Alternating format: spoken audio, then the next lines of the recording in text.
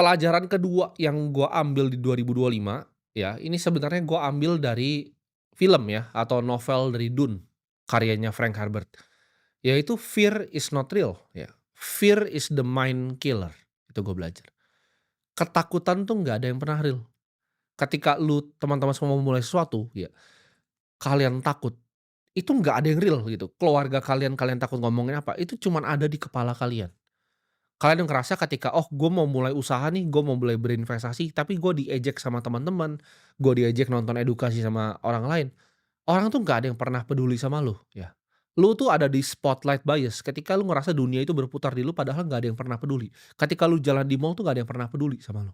Jadi gue kasih tahu bahwa ketakutan tuh nggak nyata. Buat apa ya lu takutin masa depan atas sesuatu yang lu nggak akan pernah bisa kontrol. Yang ada tuh hanya kenyataan yang ada di depan mata lu ini.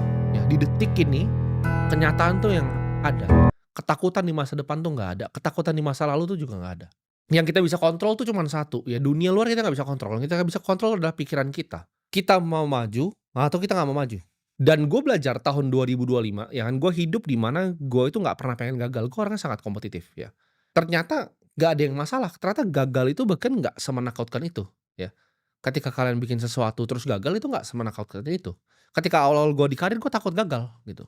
Tapi gue pernah bikin startup ya, dipuja satu Indonesia, sampai masuk, penghargaan di luar negeri segala macam, ya mau di-invest sama salah satu venture capital paling besar di dunia, investornya Apple. Umur 19 tahun orang bilang semuanya golden boy, lalu hancur ya, semuanya hancur dan gue rasa ya not so bad gitu kegagalan. Gue bisa belajar banyak dari hal itu dan gue bisa lompat lebih jauh. Jadi 3 langkah mundur untuk 30 langkah ke depan itu nggak masalah.